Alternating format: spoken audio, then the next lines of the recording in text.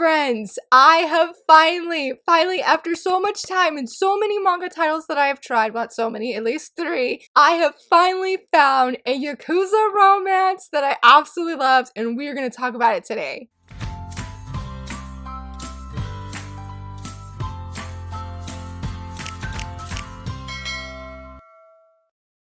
Hello friends, happy Friday. So excited to be back filming another video review. This month has just been completely unhinged and was really bummed that I missed last week, but I'm just gonna roll with it. I had different plans for today's video, but then I discovered from Kodansha Boss Bride Days, and I was like, okay, we're gonna try it. I read the first volume and it was amazing. It was perfection. So very good. Absolutely loved it. Just so incredibly much. Now, in case if you have not heard of this manga, because I feel like it recently just went on my radar, I feel like the license announcement was here just recently. Like, it's not one that's been around for a few months. It's very, very recent, like earlier this month kind of license announcement. And so anyway, well, before I talk about the manga, yes, I have tried quite a few different Yakuza romances of different age ratings and different themes, and I don't know what it is. I don't know what it is, but I have not been able to get into these Yakuza romance. I will drop it halfway through, or I'll drop it after the first volume. If it doesn't have romance, because like Ex-Yakuza and the Stray Kitten, I absolutely love that. I have enjoyed The Way of the House Husband, but just when romance gets involved, I don't know what it is. I have not been able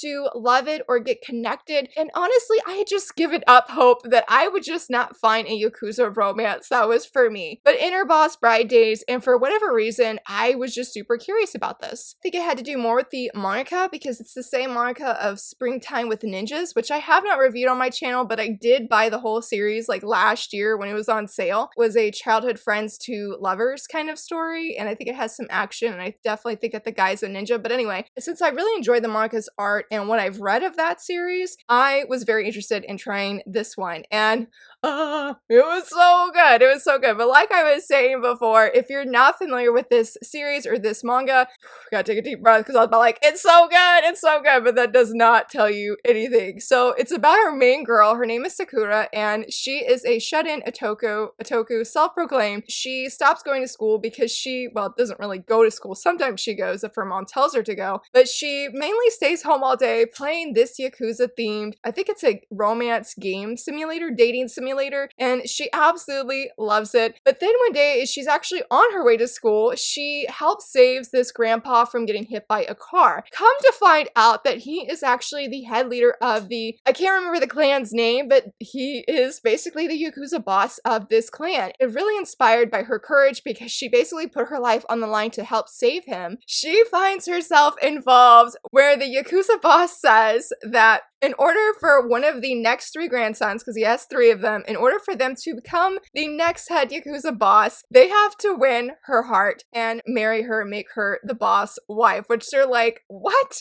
Like, none of them feel that she would actually be a really good fit for being a boss wife. Even she personally feels this way. So here she is, basically now in her own Yakuza Otome game, where, or at least like her life looks like one, and she is just sort of thrown into this situation, and that is basically the first volume, and it was everything. When I was genuinely thinking about, okay, what made this story different than these other Yakuza romances I've tried, because it has the Yakuza romance I feel is the same in the other stories, but something about this one really just captivated me. I feel like there's a few different things, but I do feel like the biggest one is because it really does have this otome game feel to it. Like, it really feels like Sakura is in a real life otome game with these 3 guys. They're vying for her attention, though we'll get on that. We'll get on that more later, because I have to say who is my ultimate ship that I want to win. But yes, she feels like she's in this, and I think because I really enjoy the villainous otome game genre, or I'm not really sure what you would call that, but you know, where you have a woman that is reincarnated as a villainess in an otome game, I feel like it has a lot of those similar vibes, except it doesn't have the actual villainess, because she's definitely not a villainess at all, but it has those same vibes, and I really feel like that was the winning element of this story for me. I really love her, Sakura's relatability, because she, oh my my goodness, she's just so funny. I feel like she's very pretty, and I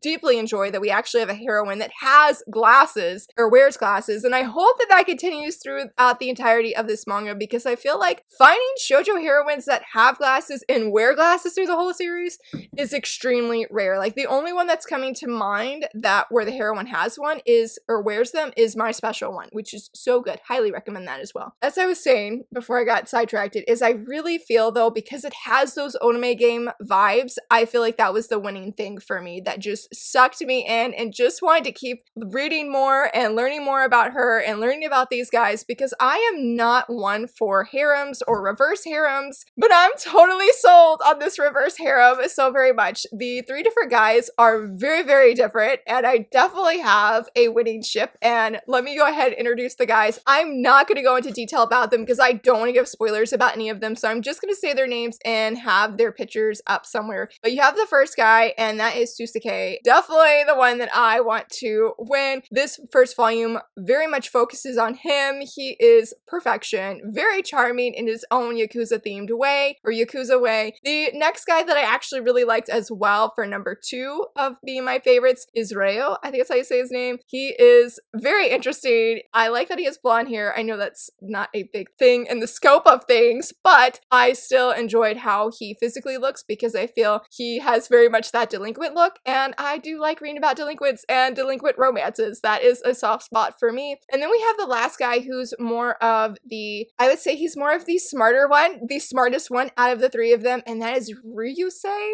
I think that's how you say his name. I was struggling to say it, so I'm so sorry if I butchered his name. We see the least amount of him, so it's really hard to actually get a feel of him in this first volume, and I feel bad that I already have completely have a bias already, and I'm like, I'm sorry, but Susuke set the bar super high, and so it's really hard to say who is actually going to win her heart. But I love all three guys. I love the dynamics of this story and this unfolding of the romance, because I just think it's going to be so very good. And like I said, I really enjoy all the guys. Definitely though, Susuke, very much trained for him. But let's go back to Sakura, because I didn't finish talking about her before I went and talked about these guys. But what I really also loved about her character is I found her very relatable. Not that I'm necessarily a shut-in otaku by any means, but what I found really cool about her character that I feel like has this, I was gonna say down-to-earth feeling, but I don't think that's the right word, but I feel like there's a lot of crazy things that happen. Definitely feel at times that it stretches your belief purposely though. I feel like that's actually part of the story, because that's the otome game feel to it. But what makes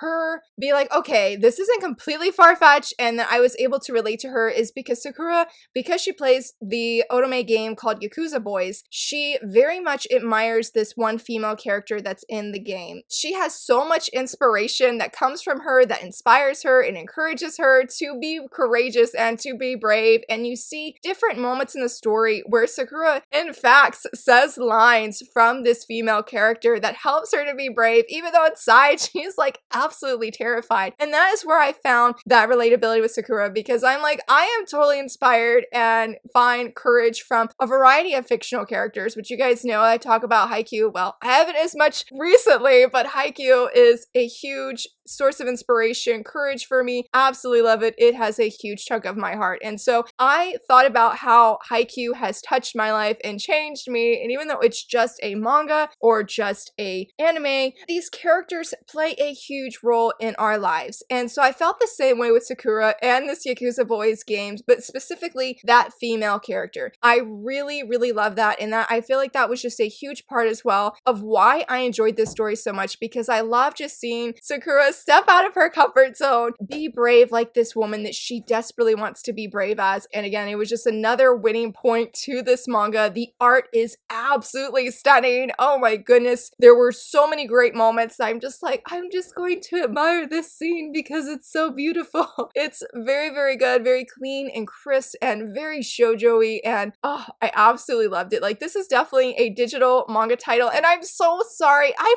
forgot to mention that this is a digital manga title. This is not a physical release, and I'm just like, my heart. I need this physically. I definitely plan to pre-order volume 2. I am invested, especially with that ending, and I love it. I love the dynamics of everything, the relationships that are growing, the humor, the action, the Absolute, it's gonna be a great romance. Like, I love all of it. This story just made me so happy, and it had all the elements that I did not know that I needed in a Yakuza romance to just captivate my heart. I'm not one that goes and pre-orders digital releases as they release, but this series, yes, I am so invested. I am so hooked. I strongly recommend it. If you are looking for a fun Yakuza romance that has those Otome game vibes, this is one I strongly recommend checking out. But I would love to hear from you. Have you read any Yakuza romances? Are there Yakuza romances that you would recommend? I will gladly take any and every recommendation out there because I desperately want to love and enjoy more Yakuza romances because I feel like it has a lot of elements that I enjoy, but I just keep having hit or misses. Thankfully, Boss Bride Days delivered in so many ways. And again, I'm just so excited. But let me know if you've heard of this manga, if you've read it before. Again, I would love to hear from you, friends. And if you enjoyed this video, please give it a thumbs up and subscribe. And thank you so much for watching. Bye!